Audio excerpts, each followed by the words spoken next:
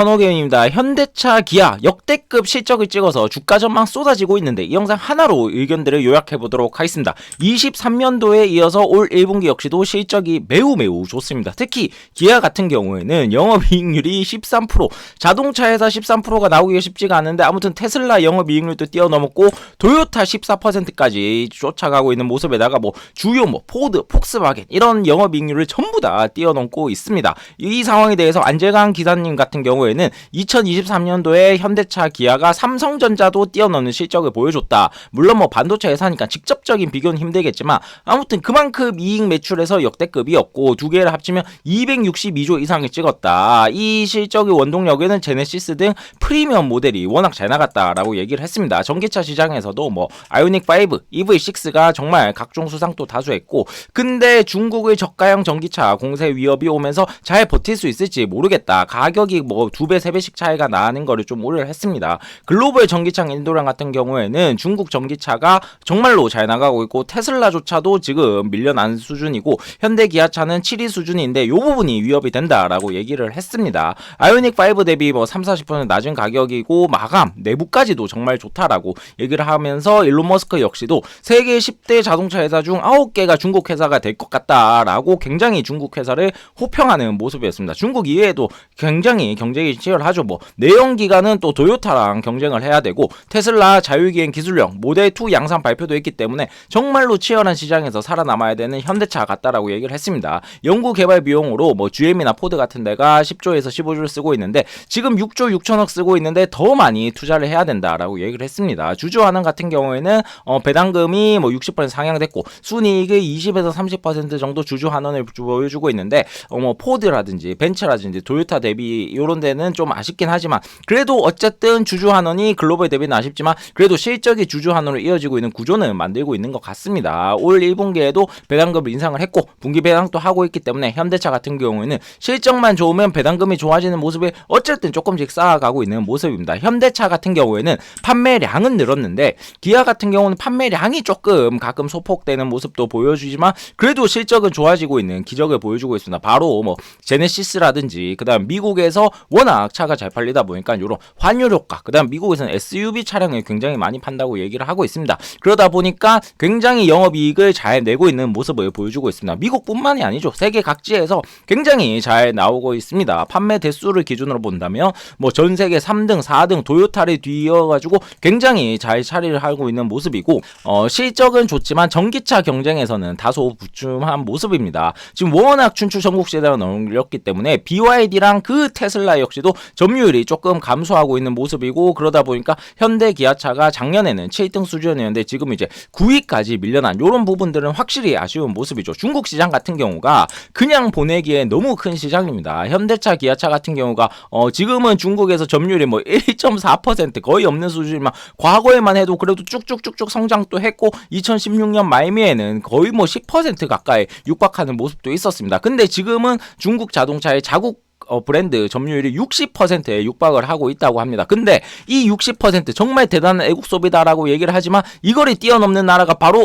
우리나라 대한민국입니다. 23년 기준으로 물론 신차 출하량 기준이긴 하지만 현대차, 기아 점유율이 70% 수준이기 때문에 정말 우리나라 사람들의 현대 기아차 사랑도 대단한 것 같고 아무튼 중국 시장 같은 경우가 그냥 보내기 너무 큰 시장이라서 바이두랑 손잡고 어떻게 노력해보고 있고 이런 얘기를 하고 있지만 중국 차가 생각보다 품질도 괜찮다고 얘기를 합니다. 그렇기 때문에 테이버 같은 경우에도 이런 부분에서 너무 시장 경쟁이 치열하다. 그래서 23년도 전망치가 계속 찍힐 수 있을까? 매출 같은 경우 가격이 오르고 하다 보면 그럴 수 있지만 영업이익률을 유지를 할지 모르겠다. 그러면 배당 감소까지 이어지지 않겠냐라면서 다소 보수적인 모습을 보여줬지만 아무튼 요번 1분기 같은 경우는 테이버의 예상을 좀 뒤엎고 영업이익이 잘 나오는 모습을 보여줬습니다. 이 영업이익이 잘 나오고 매출이 잘 나왔던 근간 같은 경우는 소나타 레이 등 주요 차량이 5년간 20% 많이 올랐다. 거기다 강달러 기조도 있다라고 얘기를 했습니다. 근데 이게 재고가 쌓이고 그리고 할인 프로모션이 계속 된다면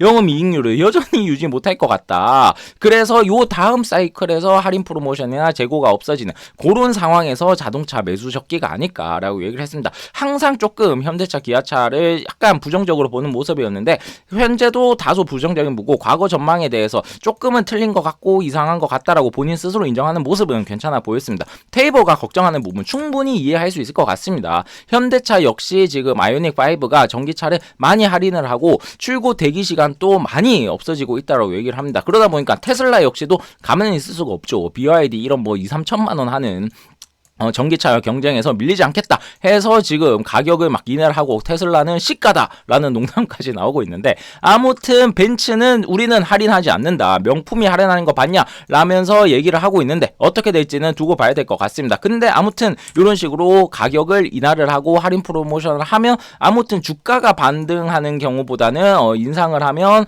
주가도 급등을 하고 할인을 하면 주가도 할인을 하는 그런 모습을 보여주고 있습니다. 그러다가 얼마 전에 굉장히 급반등을 했죠. 하루에 뭐 이 테슬라 같은 큰 기업이 15% 오르고, 그러다 보니까 하루 만에 일론 머스크 재산이 25조가 늘었다라는 얘기들이 나왔는데, 요 얘기 같은 경우에는 정리를 해줬습니다. 중국 정부가 테슬라의 자율주행 기술을 잠정적으로 승인을 했다고 합니다. 물론 여기서 바이두를 반드시 끼고 가야 되기 때문에 테슬라 쪽에서 약간은 정보라든지 자율주행 기술 유출 우려가 있지만, 그럼에도 불구하고 지금 테슬라가 실적이 꺾이고 있는 이유가 중국에서 판매량이 부진해서인데, 요런 부분들을 해결해 준다면 주가에 분명한 호재일 것이다 얘기를 했습니다. 물론 요렇게 찝찝하고 불안한 측면들이 있지만 요런 거를 물론 뭐 무시를 할 수는 없습니다, 분명히. 하지만 그럼에도 중국 인구가 엄청나기 때문에 팀쿡 같은 경우에도 중국 가가지고 친중국적 행보를 보이고, 요 일론 머스크조차도 중국 가가지고 영업을 하는 것처럼 우리나라도 반드시 갤럭시나 현대차가 중국에서 점유율을 꼭 되찾았으면 좋겠습니다. 다음으로는 김영익 교수님 같은 경우에는 수출 지표가 좋아지고 있다, 경기 확장 국면인데 그러면 평균적으로 33개월 동안 코스피가 좋은 경우가 많다라고 얘기를 했습니다. 근데 그러면서 자동차 부분보다도 오히려 반도체나 조선, 그중에서 선박 부분이 좋기 때문에 요 부분에 투자를 좀 늘리는 게 좋아 보인다라고 얘기를 했습니다. 다소 중립적인 인상이었습니다. 물론 성장률은 둔화가 됐지만 아무튼 율이 둔화가 된 거지, 실적 같은 경우에는 올 1분기까지도 굉장히 잘 나오고 있기 때문에 물론 요런 상승, 이런 상승은 나오기 힘들겠지만 아무튼 역대급 실적으로 일단 주가 같은 경우는 신고가 부근에서 형성되는 모습입니다. 다음으로는 박세익 대표님 같은 경우에는 전기차 성장이 둔화된 것 같다, 하이브리드 쪽으로 급격한 성장이 나오고 있는데 이 부분을 잘하는 쪽이 일본이나 한국이기 때문에 테슬라보다 최근 주가 흐름이 좋은 것 같다라고 얘기를 했습니다. 미국에서 하이브리드 투싼 모델 같은 경우는 대기가 6, 7개월 걸릴 정도로 길지만 아이오닉은 뭐 바로 갖고 있다라고 얘기를 했습니다. 이런 거를 본다면 확실히 하이브리드 판매량 증가가 현대차 주가 상승의 핵심인 것 같고, 특히 고환율 영향으로 실적도 좋아지는 부분이 있고 북미 성장이 잘 되고 있다라고 얘기를 했습니다. 그렇다면 하이브리드를 현대 기아차만큼, 아니 오히려 더 잘한다고 볼 수 있는 도요타 같은 경우에는 도요타 주가도 정말 엄청납니다. 5년 동안 이만큼 올라준 모습이고 환율이 거의 뭐 5년 동안 최고치를 기록을 하면서 현대차와 마찬가지로 도요타 역시도 요런 엔화 약세의 영향을 입으면서 10조 이익 증액 효과를 23년도에 받았다고 합니다. 그렇기 때문에 하이브리드가 좋아 보인다고 해서 반드시 현대차만 살 게 아니라 도요타 대비 매력도 꼭 점검을 했으면 좋겠습니다. 박세익 전문님 같은 경우는 과거에 본인 아들이 갔으면 하는 회사에 투자하라라는 얘기를 한 적이 있어가지고 이 부분 가볍게 보도록 하겠습니다. 테슬라, 현대차, 그렇다면 어디다가 해야 될까? 본인 아들이 갔으면 좋겠다는 회사가 어딜까 생각해보면 현대차 같은 경우 우리나라에서 인기가 엄청납니다. 평균 연봉 1억에다가 뭐 생산직을 채용한다고 해도 아무튼 엄청난 사람들이 몰려가고 있다. 공무원 때려치고 여기 가겠다라는 블라인드 글들도 많이 올라왔었죠. 테슬라 같은 경우에는 본사에 외국인 노동자가 뭐 8, 9천 원 받고 뭐 1억 이상 받는 사람들이 굉장히 많고 20만 달러 이상 받는 사람도 많다고 합니다.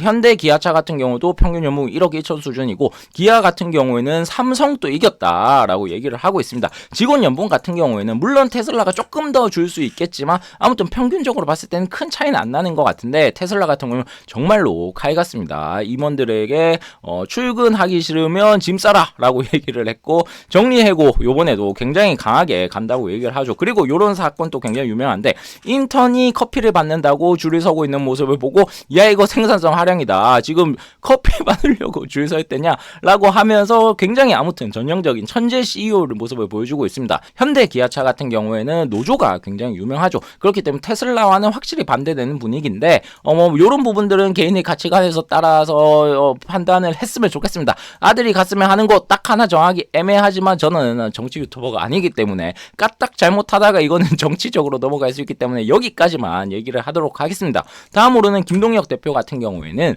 현대차가 보스턴 다이내믹스에 3년 전 지분 투자를 했는데 굉장히 잘 됐다. 그래서 25년도에 상장 추진이 예상이 된다. 근데 지금 우리나라 기업들을 보더라도 로봇에서 뭐 5조 이상, 두산 로보틱스, 레인보우 로보틱스도 굉장히 잘 가기 때문에 보스턴 다이내믹스가 뭐 10조까지 갈 수가 있다. 그러면 투자금 대비 5배에서 10배를 수익을 거두면 분명한 혼재다라고 얘기를 했습니다. 휴머노이드 로봇 정말로 요 영상들을 보면 대단합니다. 백덜렁도 막 하고 체조까지도 최근에는 요 휴머노이드 로봇이 잘 하고 있는 모습인데, 근데 덤블링을 한다고 돈이 되는 건 아니죠. 덤블링 장기적으로는 이런 기술 경쟁력을 갖출 수 있다. 인공지능 AI와 결합하면 엄청난 시너지가 날 것이다 라고 얘기하는 사람도 있고, 무슨 소리냐, 지금 당장 덤블링 몇 번 한다고 서커스도 아니고 돈이 되냐, 오히려 돈만 된다, 상장 이거 10조는 무리다 라고 얘기를 하고 있는데, 일단 시장에서는 나스닥에 간다면 뭐 10조 얘기까지 나오고 있습니다. 그렇다면 얘가 나스닥에 10조로 상장하면 현대차에 어느 정도일까? 지금 현대차 지분이 30%에다가 모비스도 20%, 소프트뱅크 20%뭐 이런 식으로 구성이 돼 있는데, 지금 정의선 회장님 상속세가